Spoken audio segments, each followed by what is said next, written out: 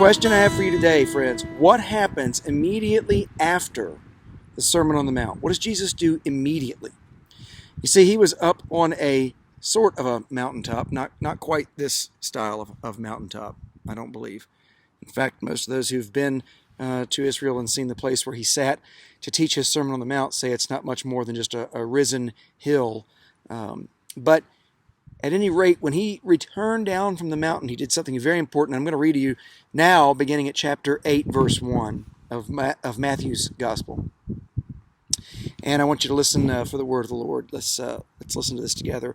When Jesus had come down from the mountain, great crowds followed him, and there was a leper who came to him and knelt before him, crying and saying, "Lord, if you choose, you can make me clean." He stretched out his hand and touched him, and said, "I do choose. Be made clean."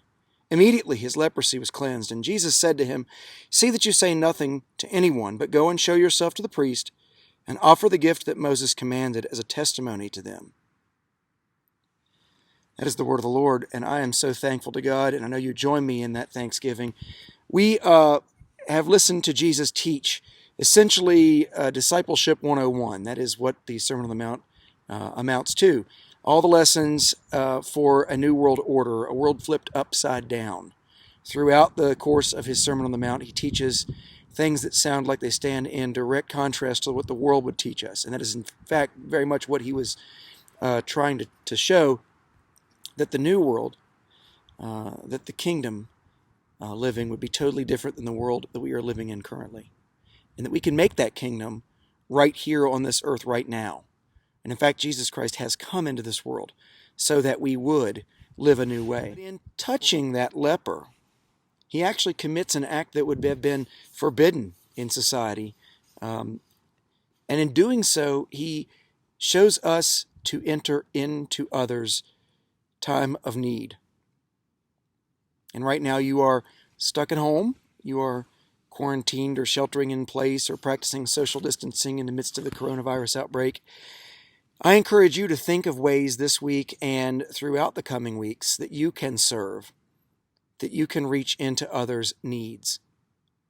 Maybe it's as simple as collecting an offering among your family to give to a need that still exists during this time. Friends, even though coronavirus has taken over our world, there are still poor, there are still sick, there are still hungry, and we need to serve them. We are called to do that. The world is telling us to stay at home, but our God has called us to a mighty life of kingdom living, and we can't do that if we ignore those around us while we're sheltering. Now, please don't misunderstand me. You need to shelter. Stay safe. Follow all the public health guidelines and all the national and state guidelines and suggestions and recommendations for safe living right now during this pandemic. But that does not keep you from serving your God. And I ask that you think of ways to do that. I'm brainstorming myself, thinking of how I can give back to those in need, how I can help those who are sick without going near them, how I can give to those who are hungry and poor in a time when I can't reach out and touch them. But strangely, that's really what Jesus did. Again, I'm not telling you to go out and find folks with coronavirus and touch them and begin to minister to them that way. We know that's not a very safe or healthy thing to do, and I in no way am recommending anything like that.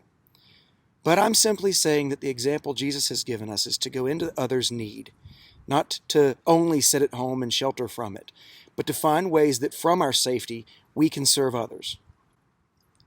God has blessed you with many gifts, each of you, talents and gifts unlike each other and unlike me. Your own way of figuring out how to serve during this time is going to be different than mine and different from each other. But friends, we can still serve our God. We can still be the disciples. We can still show God's love forth in this world, now and always. Blessings to each one of you this day as you hear this message. And please, go into that world, whether it be from the comfort of your own couch, using the internet, from a phone call you might make, from a safe distancing way you might practice helping others. Go into that world and serve. And preach Jesus' gospel with your hands and with your feet and with your love and with your care, this day and always. Blessings, friends.